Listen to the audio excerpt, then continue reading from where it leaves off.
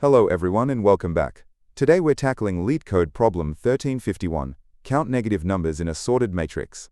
This is an easy rated problem, but it has a very cool optimal solution that is a classic interview pattern for grid problems. We're going to break it down step by step, starting from the basics and moving to the most efficient way to solve it. First, let's understand what we're being asked to do.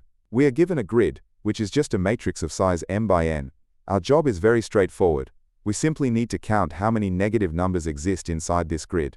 But there's a catch, or rather a helpful hint. The grid is sorted. Specifically, it is sorted in non-increasing order, both row-wise and column-wise. This means if you look at any row, the numbers go from big to small as you move right. And if you look at any column, the numbers go from big to small as you move down. Let's clarify exactly what we're working with. Our input is this grid of integers. The most important property is that sorting.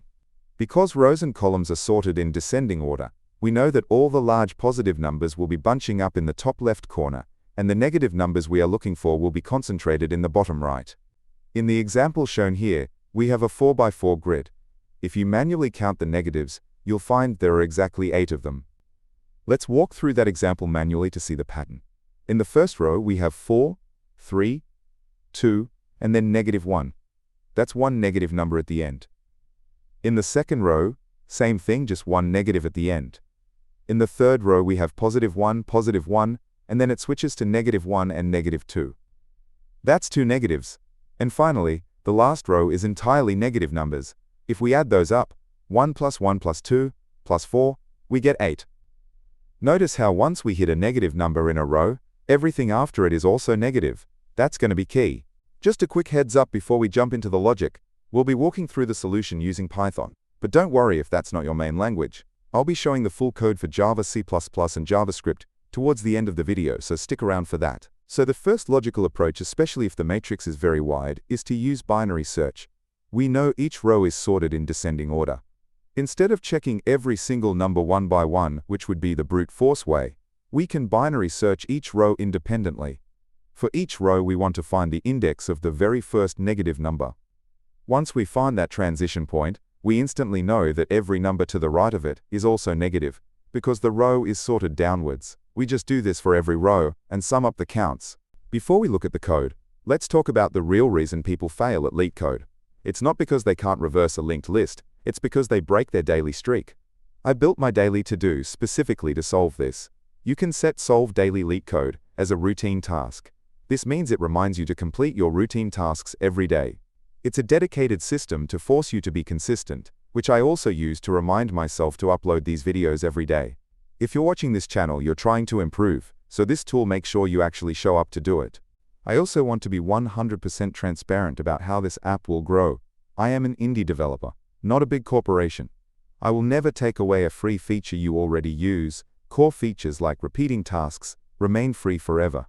However, as I add new server-heavy features, they will be part of the premium plan to help cover the costs of running the app. Also, the price of premium will go up every time I ship a major new feature, so the best time to get involved is right now, while it's early. Check it out at the link in the description. Okay, we've talked about the big picture and the logic. Now let's see what this looks like as actual code. I'll put the full solution up on the screen first. Here is the Python implementation for the binary search approach. We initialize a counter, and then loop through every row in the grid. Inside the loop, we perform a standard binary search. We have a left pointer at the start and a right pointer at the end. We check the middle element. If the middle element is negative, it might be the first one, or there might be more to the left, so we move our right pointer to look at the left half. If the middle element is positive, we know the negatives must be further to the right, so we move the left pointer up. By the end, the left pointer lands exactly on the start of the negative numbers. We subtract that index from the total width of the row to get the count of negatives, and add it to our total. Now, binary search is great, but we can do even better. The binary search approach treats every row independently, ignoring the fact that the columns are sorted too. Approach 2, often called the linear traversal or staircase method, uses both properties. Here's the trick. We start our pointer at the bottom left corner of the matrix. Why there? Because from that position, moving up takes us to potentially larger numbers, and moving right takes us to smaller numbers. It gives us 2 distinct directions to navigate based on the value we see. Let's visualize this. Imagine we are at the bottom left corner. If the number we are standing on is negative, that's great news. Because the row is sorted in descending order, if the number at the start is negative, every single number to its right in that row must be negative too. So we can simply count all of them instantly, and then move up to the previous row to see if we find more negatives there. On the other hand, if the number we are standing on is positive, we know we need to find smaller numbers to hit the negatives. Since the row decreases as we go right, we take a step to the right. We repeat this until we step out of bounds. And here is the code for this optimal approach. It's actually shorter than the binary search version. We start our row index at the last row and col index at the first column. We enter a while loop that keeps going as long as we are inside the grid. Inside, we just check, is the number at grid row index, col index less than 0?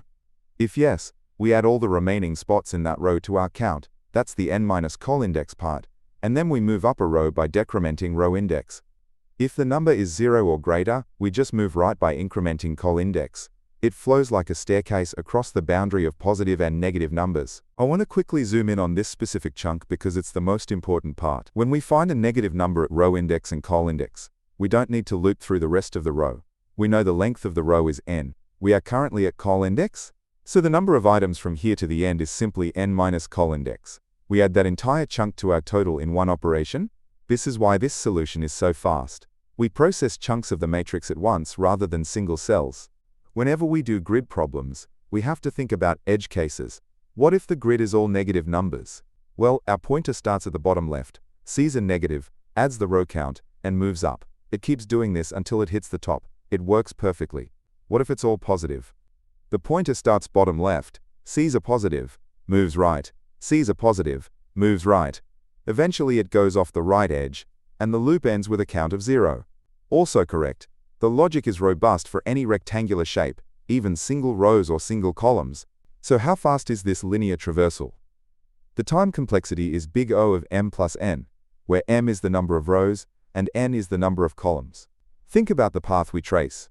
We start at the bottom left, and we only ever move right or up. In the worst case, we travel across the entire width and the entire height of the matrix, which is m plus n steps. This is much faster than checking every cell, which would be m times n.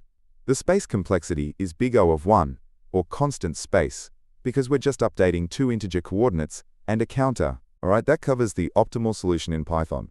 As promised, for those of you who code in other languages, I'm about to show the full solutions for Java, C++, and JavaScript. I won't be breaking these down in detail, but the logic is exactly the same as the staircase method we just discussed. Just pause the video on your language of choice to check it out. Alright, as promised, here is the full solution in Java. It uses the exact same while loop structure. You can pause the video here to take a closer look at the implementation. Next up, here is the C++ version of the solution. It's very similar, just using vectors instead of raw arrays. Feel free to pause and review the code. And finally, here is the solution in JavaScript. Hopefully seeing it in a few different languages helps solidify the concepts, even if the syntax changes slightly.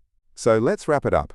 We learned that when you have a matrix sorted in both directions, you should look for a linear path solution. We avoided the brute force method, and even improved on the binary search method by treating the grid as a connected landscape. This staircase pattern, starting from the bottom left or top right, is a super common trick for sorted matrix problems, so definitely keep it in your toolkit.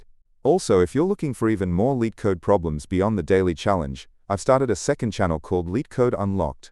It's where I'll be posting solutions to a ton of other problems, so if you're serious about your interview prep, be sure to check it out. The link is in the description below. Hope this Leetcode solution breakdown made sense.